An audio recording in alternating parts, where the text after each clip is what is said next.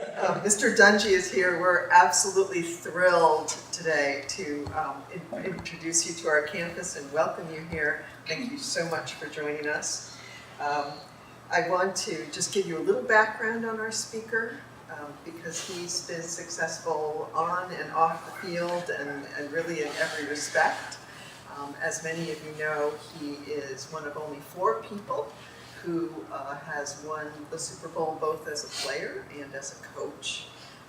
He was the first African-American coach to win the Super Bowl for the Indianapolis Colts, and then was recognized in 2016 by induction into the Pro Football Hall of Fame.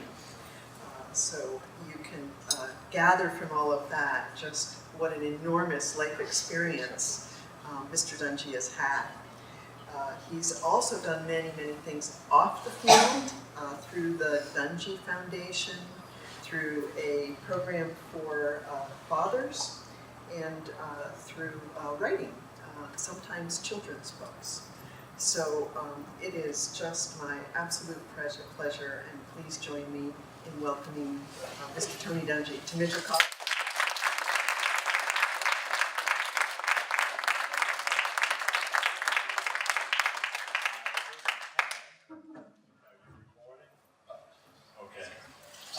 All right, this will make it much easier.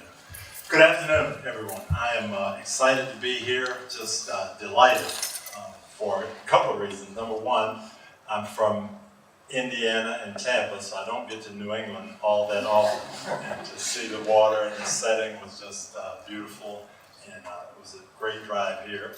Number two, one of your classmates, Sam Flood, is a good friend of mine, and I'm excited to be here and support him. So double reasons to be excited here. We're going to have some fun. I'm going to talk a little bit, but I'd love to let you ask some questions when I get finished, and we can drill down on what you're really excited about. But I want to start by just talking about life. This weekend is always a special weekend for me because it has so much meaning in my life. As was mentioned, I was an NFL football coach for 28 years, never knowing that's what was going to happen to me. But my message to you is life is a movie. It's not a photograph. And that's one thing that I have remembered and drilled into my life, and it kind of started on this weekend, 41 years ago, believe it or not. This is NFL draft weekend. We were watching the draft as we prepared to come up here, and you see guys who get picked by the team that they want to get picked, and they're excited, and they're hugging all their family and everything, and saying, oh, this is a great moment for me. And then you see other players. There was a quarterback from UCLA who was disappointed because he wasn't the first pick, second, third, fourth, and he finally gets picked, and oh, this is a disappointing moment because I thought I was going to be the second pick and I'm the 10th pick. But that's just a photograph. That's one snapshot, one moment in time, and it's not the movie of your life. 41 years ago, this weekend, I was a quarterback at the University of Minnesota, and I'd had several people come through with scouts, and we really like you, our team might take you. Here's what's going to happen, here's what we think is going to happen. The entire draft went by, and it wasn't like it is now, where it's broadcast on 3 or 4 networks and everything. It was kind of, you waited by the telephone. And so it's evening, Saturday evening, late, and we had to, my friends and I, we called the newspaper, the Minneapolis Tribune, is the draft over? The guy said, yes, it's over. Well, it couldn't be over because I didn't get picked. It couldn't be over. And so I'm sorry to tell you, the draft is over. And for the first time in my athletic career, it was a major disappointment. I played in junior high, played in high school, played 4 years at the University of Minnesota, and always had fun, always had enjoyment, never got hurt, just never had that down moment. And now all of a sudden I was expecting to go in the NFL, and it looked like it wasn't going to happen. 12 rounds, no phone calls, no one picked you. disappointed. I remember walking around campus that night and just saying, Lord, what is this all about? Why now? Why this major disappointment at this time in my life? What's going to happen? What do I do? And that was a snapshot. That was a photograph. If somebody had taken a photograph of me that moment as I'm walking around campus, they would have said, this is not a pretty picture. But it was only one moment. The next day, a couple of teams called, but the Pittsburgh Steelers called me. And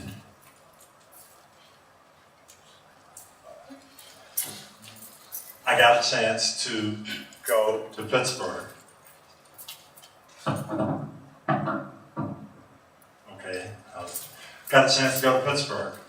And it was the best thing that could have happened to me. Pittsburgh at that time was a two-time Super Bowl winning team, but even more than that, there were some things that were going to happen there that reshaped my life and the way that I thought. The coach was a gentleman by the name of Chuck Noll, and the first meeting we were ever in, we were sitting like this. He was at the front podium. They'd already won 2 Super Bowls. Like my mother instructed me, I was in the front seat with my notebook open, ready to go 10 minutes early.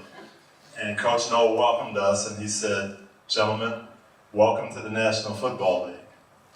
You're now getting paid to play football. This was 41 years ago, I remember it like it was yesterday. He said, you're getting paid to play football, so that now makes it your profession. Treat it as your profession, do everything you can to excel, but don't make football your life. If you make football your life, you're going to leave the game disappointed. And I remember writing and kind of stopping in mid-sentence, don't make football your life. Because that's what I had done for about 5 years. And yes, I got good grades, and yes, I graduated, but that was secondary for me. Football was it, and that's what I wanted to do. That was my focus. And now here was a man who'd won 2 Super Bowls already, he'd go on to win 2 more, telling me, don't make football your life. We've got to help you find your purpose in life, what's really going to satisfy you, as well as make you a good player.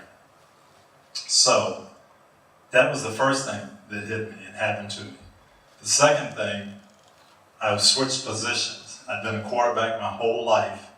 They didn't need quarterbacks. They had a guy named Terry Bradshaw who was pretty good. They had a couple of other players at that position. We want you to play defense, and that's how you're going to help us. I knew nothing about defense. I'd never played in my life. So I'm going to put you in a room with a guy who's very good. Watch him, ask him questions, you'll be okay. His name was Dungy. He ended up being a 6-time Pro Bowler, great player. But more than that, he was a great person, strong Christian athlete, and a guy that I looked up to. And he kind of changed my thought process about life and what I had to do and what was important in life. But I'm asking him questions, wearing him out. How do I do this? What does this mean? What does this mean in the playbook? He's very patient with me, trying to help me grow.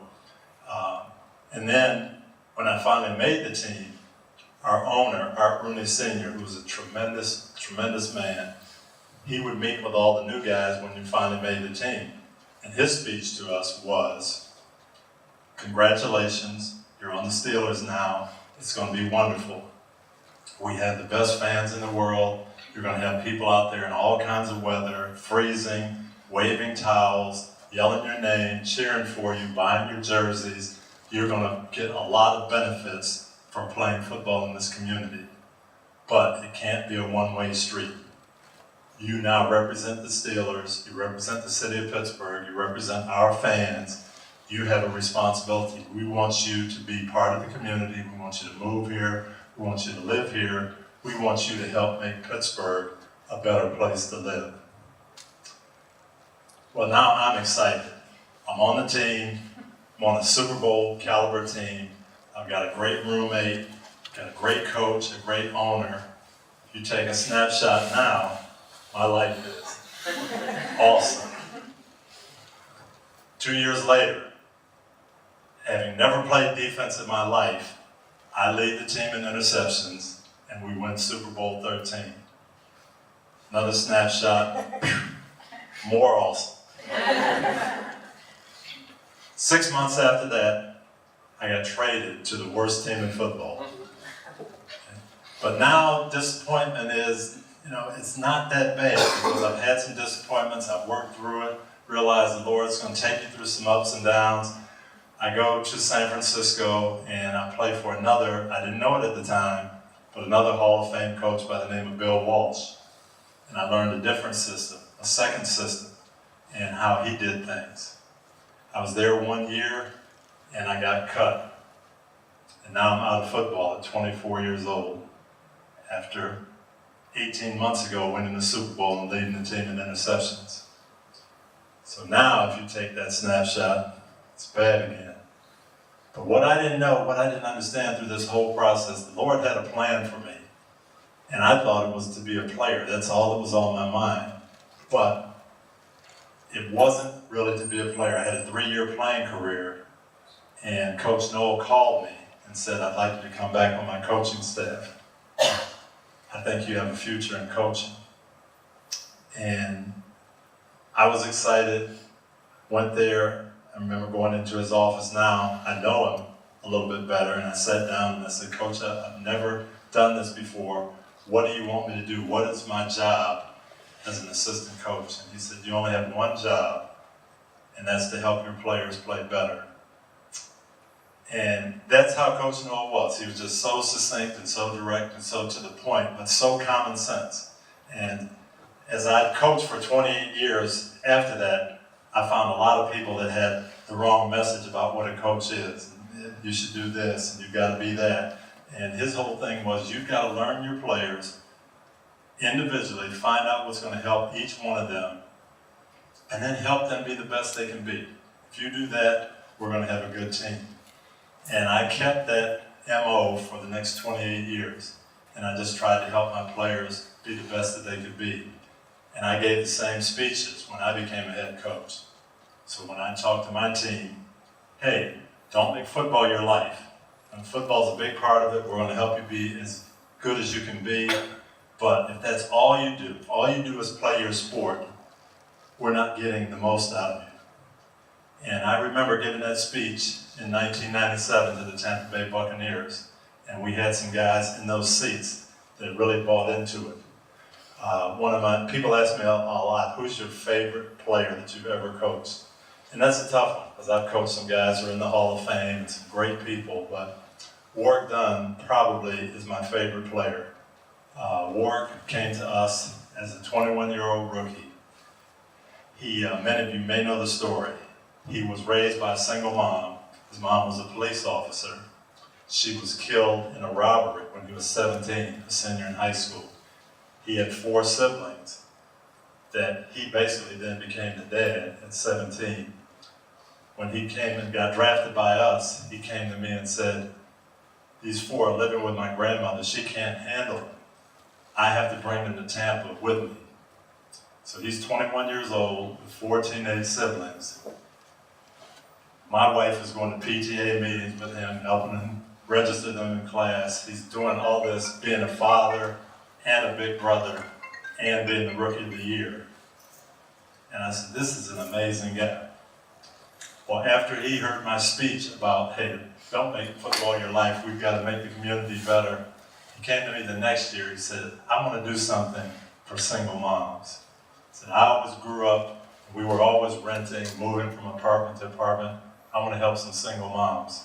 He started a foundation where they bought homes, made the down payment, furnished it, and then moved the single moms in, and then they had to take it from there, but he'd get them started.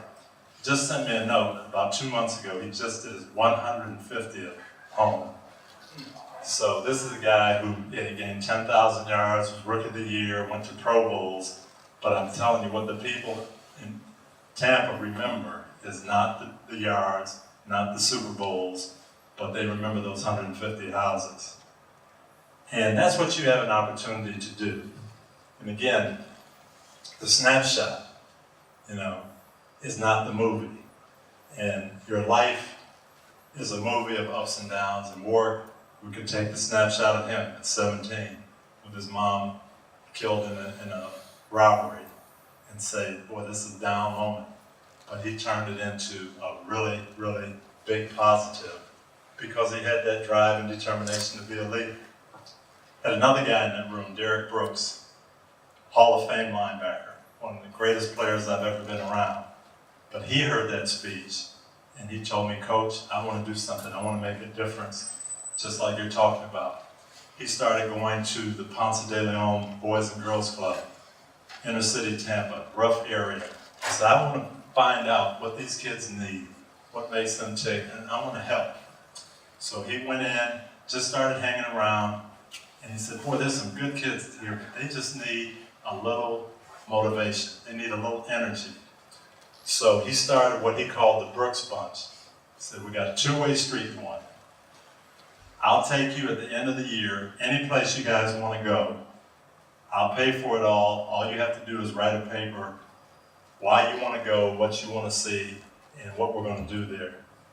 He said, oh, but there is one other thing. You got to follow some rules to make it. No drugs and alcohol, no missed classes, no disrespect of your parents, no trouble with the law, and 3.5 grade average.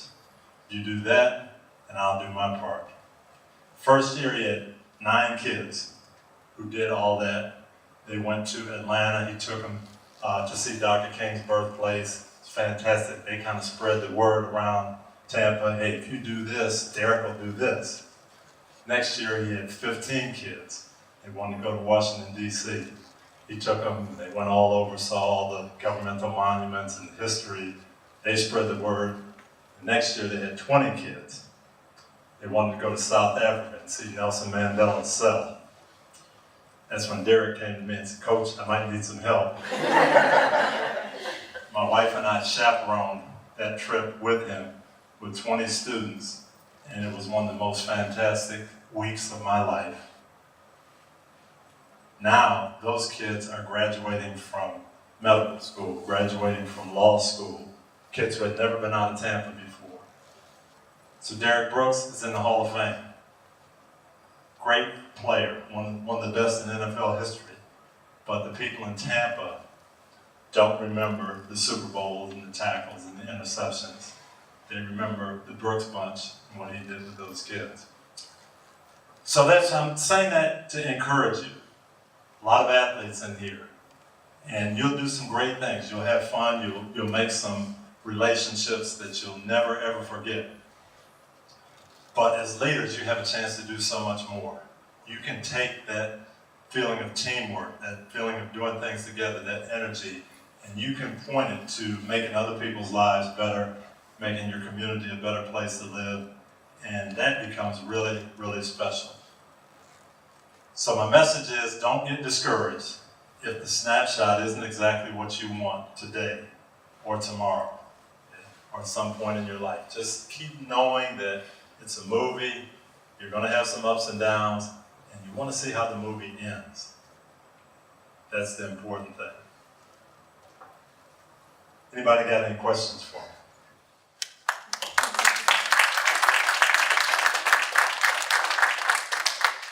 Anything you want to know about football or anything else? Yes, sir. What's your greatest moment as a coach? My greatest moment as a coach. There's some big ones. Obviously, winning Super Bowl 41, that was pretty special. Beating the Bears, and I remember that was a special moment. To get there, we had to beat the New England Patriots. They had beaten us 6, 7, 8 times in a row. It's like we never could beat them. We finally got them at home. So, we got them right where we wanted them now in the AFC Championship game. First half, we couldn't have played worse. We were behind 21-3, and I'm like, what is happening? This can't happen again. We came back, and we ended up winning that game in the last minute. And our stadium, the RCA Dome, they had the trophy presentation afterwards, and nobody left. It was just, it was still full, like an hour after the game, and people celebrating. That was a great moment. But I think probably the most favorite moment I had And again, it kind of goes back to the same thing, snapshot versus the movie. I went to Tampa, and they had 13 straight losing seasons. And it was just a situation where kind of people felt hopeless. And we had to turn it around, had to get the losing mentality away. But my first year, we lost our first 5 games. And we lost the game to the Seattle Seahawks on the last play of the game we should have won. And there's probably 20,000 people in the stands for that game. And after we lost, I'm walking off the field, and this guy's just screaming at me, "Dungy, you stink. The Bucks stink. This whole thing stinks. I'm never coming back here as long as you're the coach." And you know, the stadium is so empty, you can just hear it reverberate through the whole thing. So I just keep my head down, and I keep walking, try to act like I can't hear him. "Do you hear me? I'm never coming back here as long as you're the coach." Well, exactly 1 year later, in the 5th week of 1997, we were undefeated. And we had a sellout crowd. We were playing the Miami Dolphins on Sunday night, and our ticket manager came to me and said, "For the first time, we're sold out." And I remember walking out there and saying, "I wonder if that guy bought a ticket here tonight or not." Maybe he held his promise. But that was a great moment for me, knowing that we had taken it from despair to selling out, and the community was behind us. It was pretty awesome. Yes, ma'am. What is the best way to build a solid coach-player relationship? The best way to build a solid coach-player relationship, I think it's a two-way street. I think as a player, you want to learn and to tell your coach, "Hey, I'm here to grow and learn." And that was a great thing that happened to me when I got the Indianapolis Colts head coaching job in 2002. The first telephone call I got was from Peyton Manning. And he called me and said, "I want to come in and see you. I hear you're going to be our new coach." He came in the very first day and he said, I just want you to know I want to be coached. I don't know what you've read about me. I don't know what you've heard about me. I want to win. I want to do what you want." And that was the start of a really great relationship, because he was telling me, "Hey, I want to learn and I want to be there." The other side of the coin, I think as a coach, it goes back to what Coach Knoll told me when I was 25 years old. My only job is to help my players play better. So I have to get to know each individual that I have, what's going on in their life, get to know them personally, and try to figure out what's going to help them. And it's not a my way or the highway, you know, you've got to do it this way. I've got to adapt to each person because I'm there to help them. I'm not there to have them adjust to me.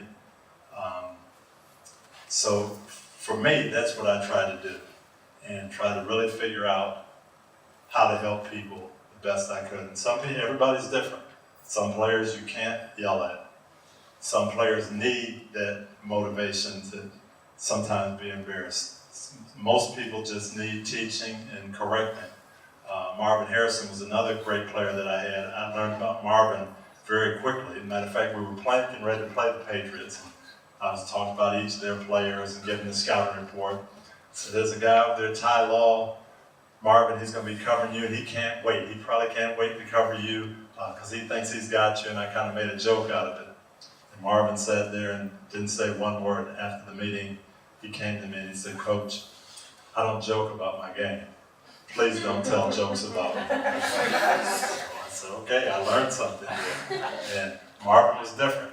He was a very, very disciplined player, but he took everything seriously. Other guys would have just passed right over that and they would have had fun with it. But that's what you do, is learn your players, learn what's going to help them and what makes them tick, and let them know that it is personal and you are there to help them. And once they get that understanding, then they really want to play for you. I remember when I was still an assistant coach and I was interviewing, and a lot of people were saying, "This guy's going to be a head coach." And I would go to these interviews and I'd always come in second and not get the job. And so I had an interview that was going really well. I remember calling my wife and said, well, I'm clicking here. I really think we're going to get this job. We were in Minnesota at the time, and she couldn't take the cold weather, so she was just hoping and praying every time I'd go on an interview. I hope this is it, because I'm freezing up here. So I called her and I said, this is going really well. The last question the guy asked me, he said, I understand that you don't raise your voice very much. And I said, not usually when I'm dealing with people. He said, I understand you don't use profanity at all. I said, well, I try not to. I said, in 1992, I did let one slip out. I really try not to. He said, well, if you don't raise your voice, you don't yell and scream, how are you going to get these guys to perform and do what we need to get done? And I said, well, I think I'll do it just like my dad got me to perform. Number one, he showed me that he loved me, that he cared about me, that he had my best interests at heart.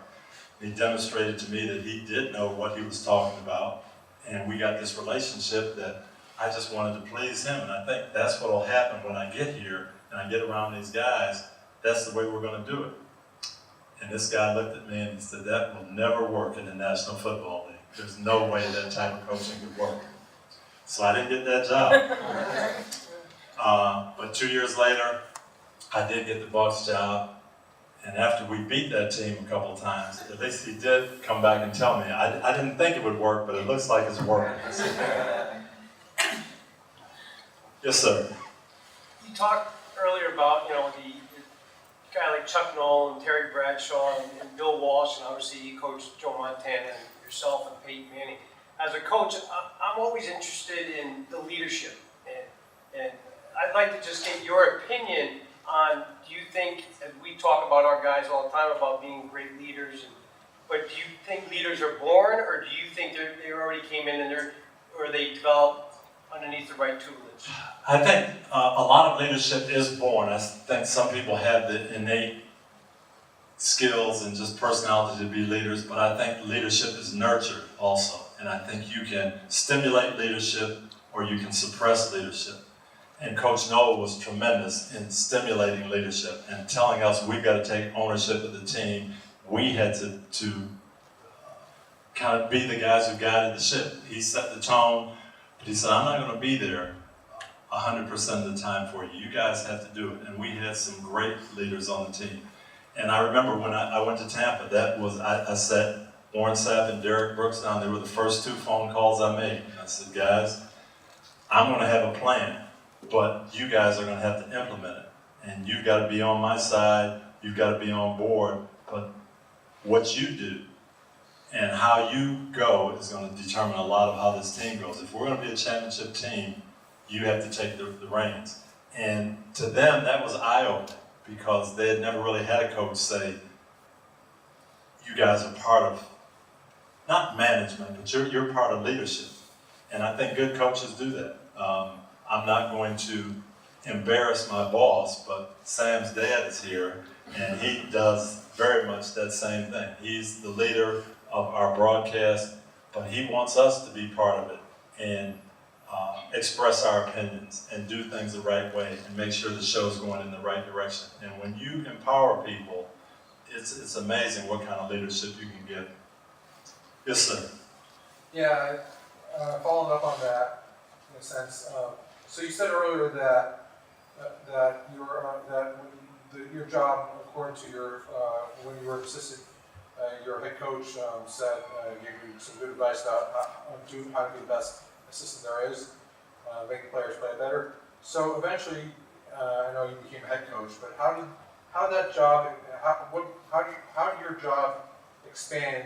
Because obviously it's a bigger role. And how, more importantly, given what it was, how did you, as a former assistant, now head coach, were able to adjust to that? You know what? That's a great question.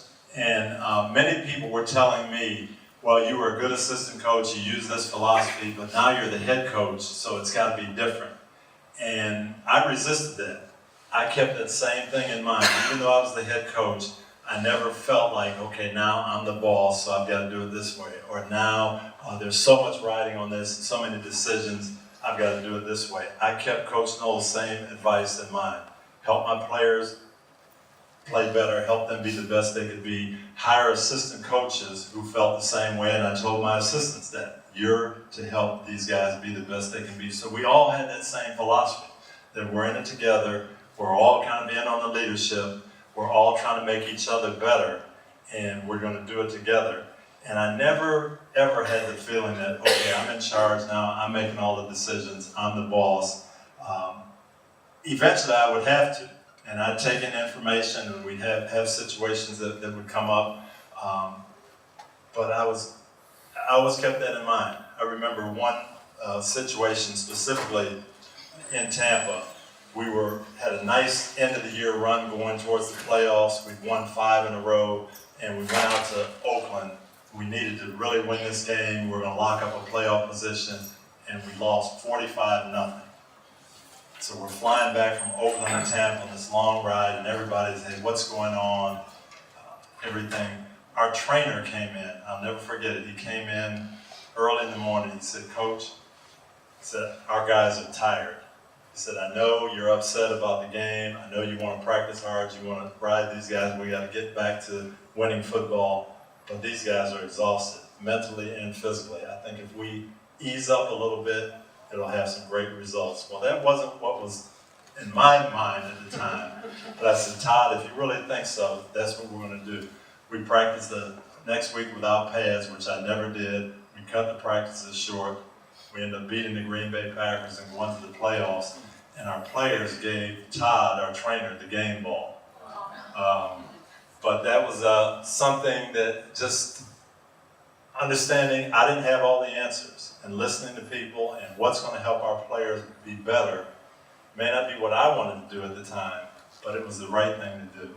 And keeping that in mind was I think, my best trait as a head coach was trying to listen to everybody and then make the decision that made sense. Thank you. Yes, sir. You mentioned just previously how everyone on your team, or at least on your coaching staff, had the same philosophy towards leadership and how you're looking for players. To what extent do you think there's a value in everybody being on the same page? And to what extent do you think there's a value in having opinions? I think it's the key thing to developing a winning team is getting everybody on the same page. There's a lot of ways to do it. Bill Parcells would do it through intimidation. Hey, you got to be on the same page with me or else. I tried to do it by hiring people and by drafting people that I knew were like-minded. Not everybody had the same personality that I did or did it the same way, but the same values and the same inner feeling about what was important. Herm Edwards was my assistant head coach in Tampa. Probably personality-wise, the polar opposite of me. But we had the same feelings about how to win, about how to develop a team. So we did it differently, but with the same thing in mind. Can you get everybody on the same page? Not always, but when you've got 90, 95% of the people, that helps reel the other people in. But I think that is the critical way to do it and the most important thing. And there are 100 different ways to win. But you've got to get everybody to buy into your philosophy and, this is how we're going to do it here. The 20 other teams, 31 other teams may do it differently, but for us, this is how we're going to do it, and we need that buy-in. And that's what helps you win. So, and Coach Noel, that's something I learned from him too, that you got to be a salesman in that regard. You have an idea, this is how you want to do it. It's a great idea to you, it's a great philosophy, but you've got to get everybody else to believe in it. And when that light bulb clicks, they will. Tampa, our first year, we're losing. I come in with this, and this is how we're going to do it. We're going to be a family. We're going to have this atmosphere. We're going to win together. We're going to help out in the community. We're going to grow. It's all going to be good. Lose 1, lose 2, lose 3, lose 4. Player, when is this going to work? But hey, this is what we're going to do. We're going to stay with it. And eventually, when that light clicked, then it happened. Yes, ma'am. What strategies do you have for coaches to get the most out of their players? Obviously, the commitment, winning 100%, but also allow them to have that balance, knowing that sports isn't everything, although we feel it is sometimes. Really, that was the big message to my assistant coaches, that we've got to create that. We've got to create that atmosphere, that we work hard in this concentrated time frame. and we do it as well as we can, but it's not going to be all consuming. And eventually we'll get the players to buy into that it is important. If we're going to win that way, then we've got to have more concentration and more energy than the people that are going to put 24 hours of effort into it. If we're going to do it in 12, they're going to do it in 24. We've got to be more efficient. I'll tell you a little story about Mr. Manning. One of the great things Coach Knoll always did, we had what we call Family Saturday. So Saturday was our special teams practice, and you could bring your kids, your siblings, relatives, anybody. They could come on the field and hang out. Partly he wanted to see if you could concentrate with distractions going on, but the other part of it is he wanted the kids to know where their dads worked, what was going on, so it wasn't just, oh, dad's going off and we'll never see him again. Some of my fondest memories, my older kids sitting on John Stallworth's lap when it was defensive period and I was on the field, and then I'm holding offensive players' kids when they're on the field. And that's the way we grew up, and we won Super Bowls that way. So I got to Tampa and I implemented that, and the players loved it, and it was good. We won, and they felt like it was part of the reason we did win. Well, I get to Indianapolis, and my quarterback is a little bit of a perfectionist. So he always wanted Saturdays to be his day to review the 20 plays that didn't go perfectly during the week. And about once a month, he would come to me, get frustrated because the receiver, Marvin and Reggie, would have their kids, and they're not running full speed. And say, Coach, I understand your thought about families and everything, and I know we can have the kids there, but can we just keep them in the locker room? Do they have to be on the field? It's like, hey, trust me, this system is good, it wins, we'll be okay. And he'd go for about another month, and then he'd come back and see me. Well, this went on the whole time we're in Indy. Well, fast forward now, 4 years later, I'm retired. He's taking a job out in Denver with the Colts, and in the meantime, he's had twins. So Sam's dad sends me out to interview him. We've got him the first game of the year. I want you to go out and do an interview with Peyton Manning. So I go out to Denver, barely get in the facility, and another player who also played with us, Brandon Stokely, comes running up to me. You're never going to believe what Peyton did. You're never going to believe it. So what did he do? He went to Coach Fox. He said, we got to get Family Saturdays. These kids need to know where their dads work and what's going on. It can't just be all football. So I thought about that, and I said, well, I didn't teach Peyton much, but we got one thing across to him. And when he retired, the last game, they won the Super Bowl against Carolina. And his press conference after the game, Marshall was, I think, 3 years old, and he was tugging at his pants on the podium. And that was the moment for me. I said, here's Peyton, who was a perfectionist, but finally understood that, there's more to it. And I think it made him better. Yes, sir. How do you balance football and your personal life? That's a tough thing because football is demanding, and it does take up time and effort and energy, and you have to put a lot of effort into it to do it right. But I always remember back to what Coach Knoll said, don't make it your whole life. So I'd have to schedule in things and make sure that I kept that balance and make sure that I was not cheating my family.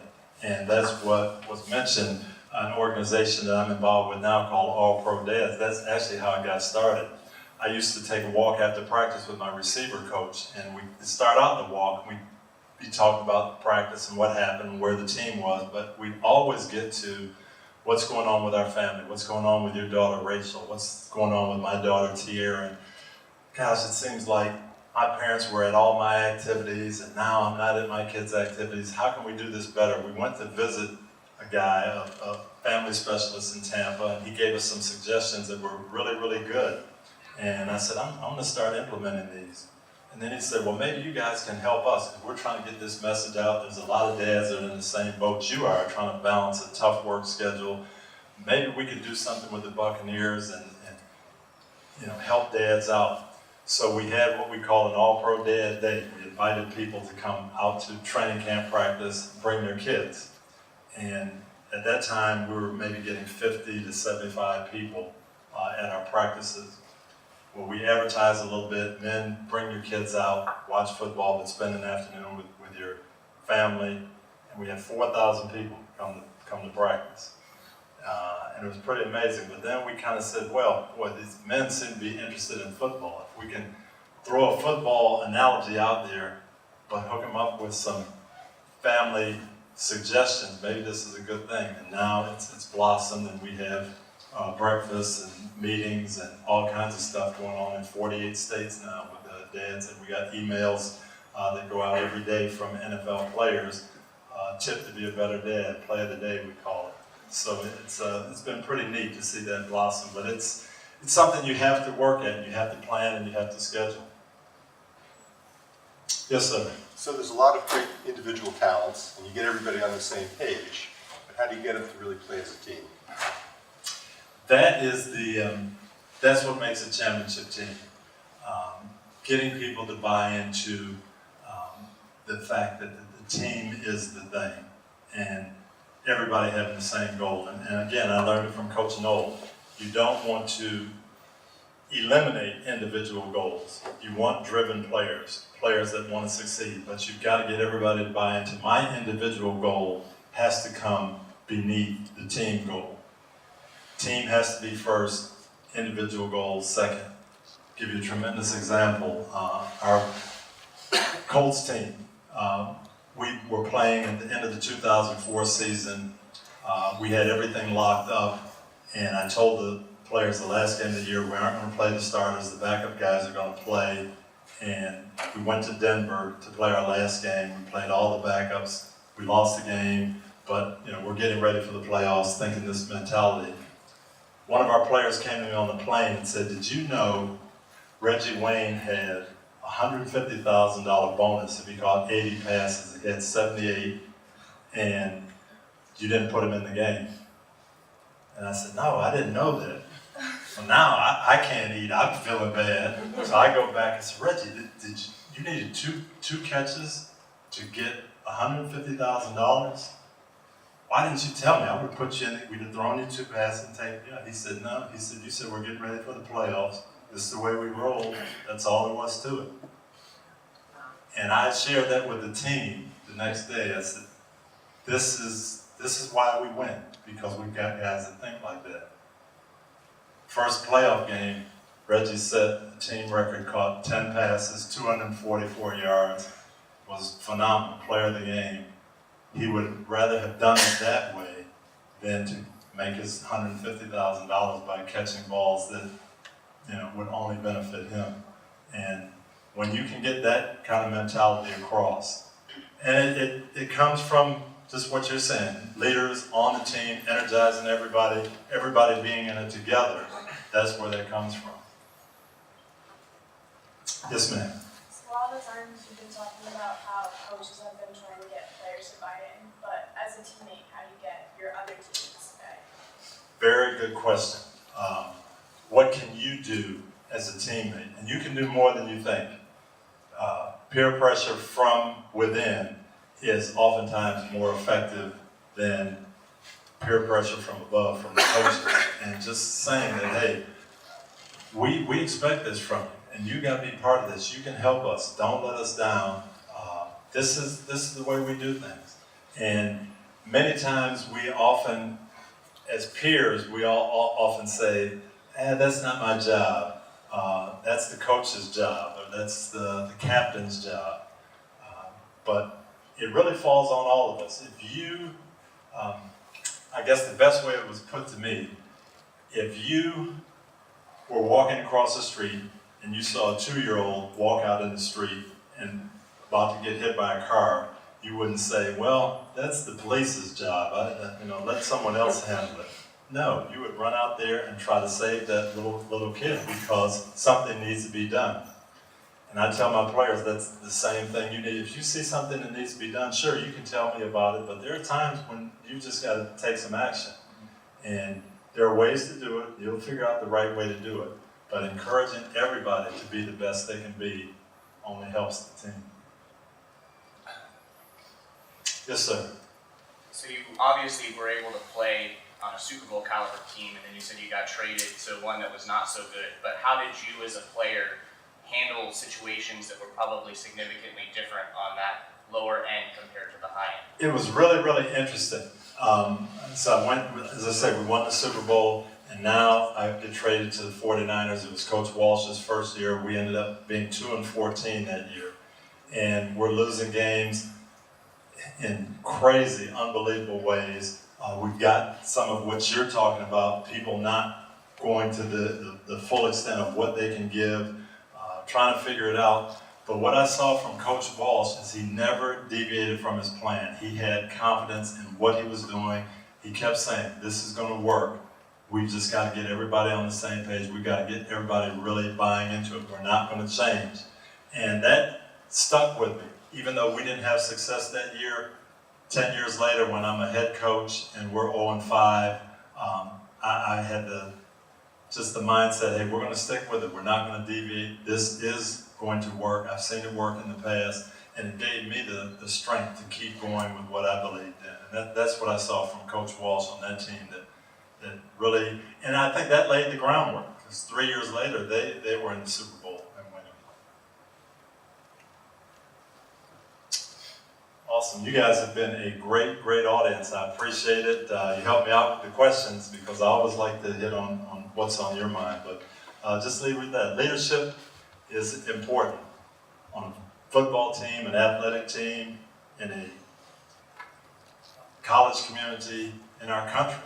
And leading the right way, helping other people be better, that's what's going to make us great. You guys you're on the doorstep of doing that, and you'll be the next generation that's out there to make us great. So thank you.